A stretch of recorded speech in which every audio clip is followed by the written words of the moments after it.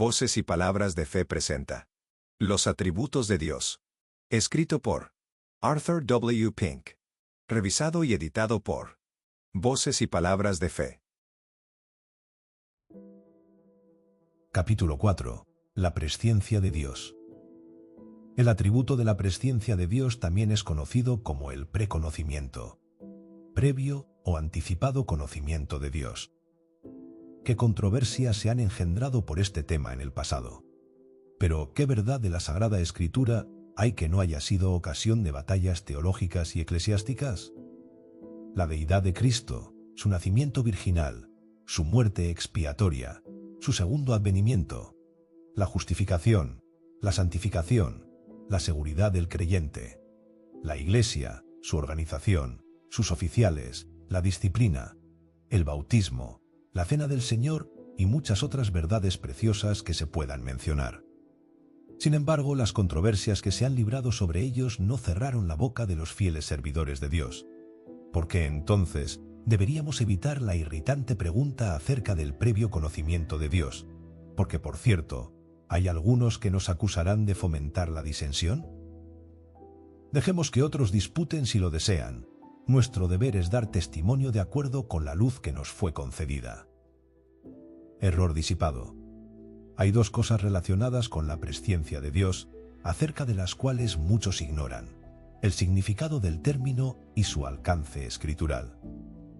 Debido a que esta ignorancia está tan extendida, es fácil para los predicadores y maestros encajar en las perversiones acerca de este tema, incluso por encima del pueblo de Dios.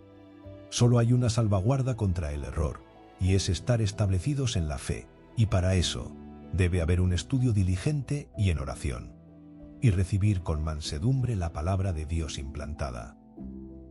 Solo entonces nos fortalecemos contra los ataques de quienes nos atacan. Hay quienes hoy están haciendo mal uso de esta verdad para desacreditar y negar la soberanía absoluta de Dios en la salvación de los pecadores. Así como los altos críticos están repudiando la inspiración divina de las Escrituras y los evolucionistas, la obra de Dios en la creación. Así también algunos pseudo-maestros de la Biblia están pervirtiendo su presciencia para rechazar su elección incondicional para vida eterna. Cuando se expone el solemne y bendito tema de la preordenación divina, cuando se expone la elección eterna de Dios de ciertas personas que se conformarán a la imagen de su Hijo, el enemigo envía a algún hombre para argumentar que la elección se basa en la presciencia de Dios. Y este previo conocimiento se interpreta como que Dios previó que algunos serían más dóciles que otros, que responderían más fácilmente a los esfuerzos del Espíritu, y que debido a que Dios sabía que creerían, Él, en consecuencia, los predestinó para salvación. Pero tal afirmación es radicalmente errónea, pues repudia la verdad de la depravación total porque argumenta que hay algo bueno en algunos hombres. Quita la independencia de Dios porque hace que sus decretos descansen sobre lo que descubre en la criatura. Cambia completamente las cosas porque al decir que Dios previó que ciertos pecadores creerían en Cristo y que debido a esto Él los predestinó para salvación, es todo lo contrario de la verdad. Las Escrituras afirman que Dios, en su absoluta soberanía, seleccionó a algunos para que fueran receptores de sus favores distintivos, Hechos 13:48, y por lo tanto determinó otorgarles el don de la fe. La falsa teología hace que la presciencia de Dios acerca de nuestra fe sea la causa de su elección para salvarnos, mientras que en realidad la elección de Dios es la causa y nuestra fe en Cristo es el efecto. La verdad proclamada. Antes de continuar con nuestra discusión sobre este tema tan incomprendido, detengámonos y definamos nuestros términos. ¿Qué quiere decir previo conocimiento? Saber conocer de antemano es la respuesta inmediata de muchos. Pero no debemos sacar conclusiones precipitadas, ni debemos recurrir al diccionario Webster como último tribunal de apelación, pues no se trata de la etimología del término empleado. Lo que se necesita es descubrir cómo se usa la palabra en las Escrituras. El uso que hace el Espíritu Santo de una expresión siempre define su significado y alcance. Es la falta de aplicación de esta sencilla regla la responsable de tanta confusión y error. Muchas personas suponen que ya conocen el significado de cierta palabra usada en las Escrituras y luego son demasiado imprecisos para probar sus suposiciones por medio de una concordancia. Ampliemos este punto. Tome la palabra carne. Su significado parece ser tan obvio que muchos lo considerarían una pérdida de tiempo buscar sus diversas conexiones en las Escrituras. Se asume apresuradamente que la palabra es sinónimo del cuerpo físico, por lo que no se realiza ninguna investigación. Pero de hecho, carne en la Escritura con frecuencia incluye mucho más de lo que es corpóreo. Todo lo que el término abarca solo puede determinarse mediante una comparación diligente de cada aparición de éste y mediante un estudio de cada contexto por separado. Tome la palabra mundo. El lector promedio de la Biblia imagina que esta palabra es el equivalente para la raza humana y, en consecuencia, muchos pasajes donde se encuentra el término se interpretan erróneamente. Tome la palabra inmortalidad. Seguramente esta no requiere estudio. Obviamente hace referencia a la indestructibilidad del alma. Mi lector, es una tontería y un error asumir algo con respecto a la palabra de Dios. Si el lector se toma la molestia de examinar cuidadosamente cada pasaje donde se encuentran mortal e inmortal, verá que estas palabras nunca se aplican al alma, sino siempre al cuerpo. Ahora, lo que se ha dicho sobre la carne, el mundo, la inmortalidad, se aplica con igual fuerza a los términos conocer y preconocer. En lugar de imaginar que estas palabras no significan más que una simple cognición, los diferentes pasajes en los que se presentan deben sopesarse cuidadosamente. Las palabras previo conocimiento no se encuentran en el Antiguo Testamento, pero conocer aparece allí con frecuencia. Cuando ese término se usa en conexión con Dios, a menudo significa mirar con favor, denotando no una mera cognición, sino un afecto por el objeto mirado. Te he conocido por tu nombre. Éxodo 33:17. Rebeldes habéis sido a Jehová desde el día que yo os conozco. Deuteronomio 9:24. Antes que te formase en el vientre te conocí. Jeremías 1:5. Constituyeron príncipes, mas yo no los conocí. Oseas 8:4. A vosotros solamente he conocido de todas las familias de la tierra. Amos 3:2. En estos pasajes, conoció significa amado o designado. De la misma manera, la palabra conocer se usa con frecuencia en el Nuevo Testamento, en el mismo sentido que en el Antiguo Testamento. Y entonces les declararé, nunca os conocí. Mateo 7:23. Yo soy el buen pastor, y conozco mis ovejas, y las mías me conocen. Juan 10:14. Pero si alguno ama a Dios, es conocido por él. 1 Corintios 8:3. Conoce el Señor a los que son suyos. 2 Timoteo 2:19. La presciencia definida.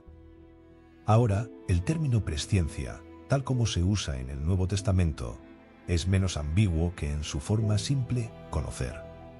Si cada pasaje en el que aparece se estudia cuidadosamente, se descubrirá que es un punto discutible que haga referencia a la mera percepción de eventos que ocurrirán. El hecho es que la presciencia nunca se usa en las Escrituras con relación a eventos o acciones. En cambio, siempre hace referencia a personas. Se dice que Dios previamente conoce a las personas, no las acciones de esas personas. Como prueba de esto, citaremos ahora cada pasaje donde se encuentra esta expresión. La primera aparición está en Hechos 2:23. Allí leemos: a este, entregado por el determinado consejo y anticipado conocimiento de Dios, prendisteis y matasteis por manos de inicuos, crucificándole. Si se presta especial atención a la redacción de este versículo, se verá que el apóstol no estaba allí hablando del previo conocimiento de Dios acerca del acto de la crucifixión, sino de la persona crucificada. A este, Cristo, entregado por... La segunda aparición está en Romanos 8:29 al 30. Porque a los que antes conoció, también los predestinó para que fuesen hechos conformes a la imagen de su Hijo, para que Él sea el primogénito entre muchos hermanos. Y a los que predestinó, a estos también llamó. Fíjese bien en el pronombre que se usa aquí. No se trata de aquello que previamente conoció, sino a quien previamente conoció. No se trata de la rendición de las voluntades de estas personas, ni de la fe de sus corazones, sino de las personas mismas, de las cuales se habla. No ha desechado Dios a su pueblo, al cual desde antes conoció. Romanos 11:2. Una vez más, la clara referencia es a las personas y solo a las personas.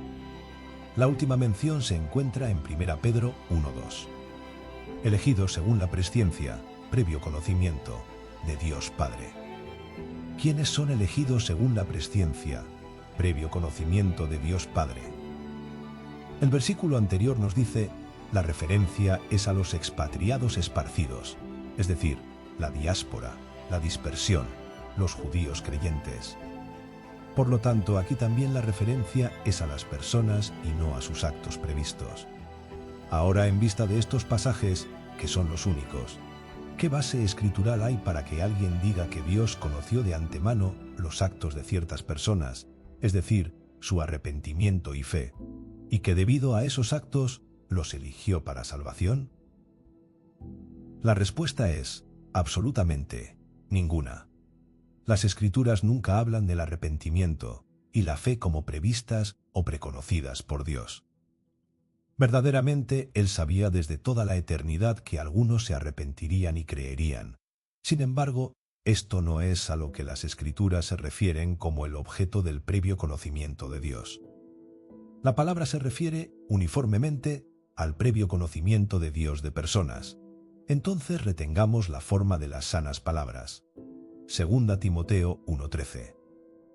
Otra cosa a la que deseamos llamar especial atención es que los dos primeros pasajes citados anteriormente muestran con claridad y enseñan implícitamente que la presciencia de Dios no es el causante de los hechos, sino que hay algo más que se encuentra detrás, que lo precede, y que ese algo es su propio decreto soberano.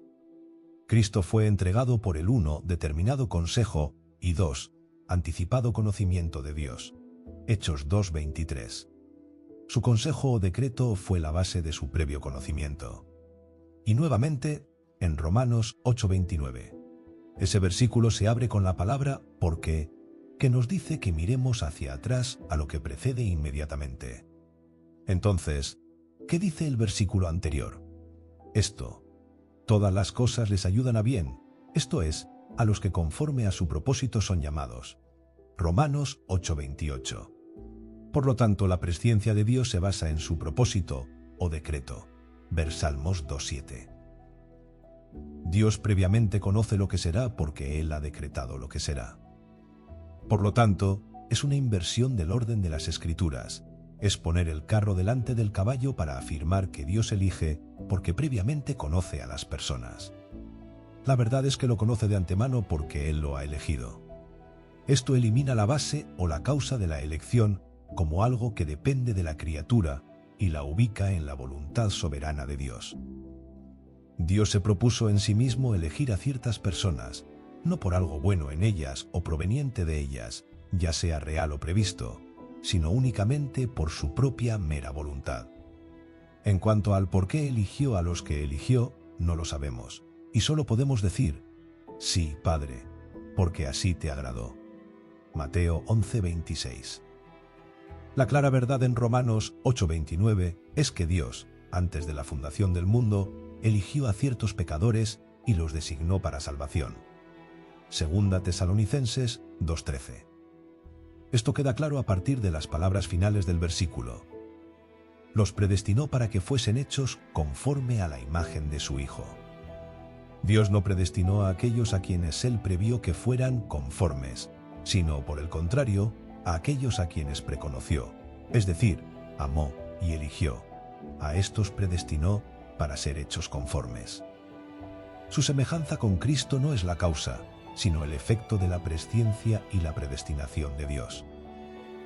Dios no eligió a ningún pecador porque previó que creería, por la sencilla pero suficiente razón de que ningún pecador cree hasta que Dios le da la fe, tal como nadie ve hasta que Dios le da la vista.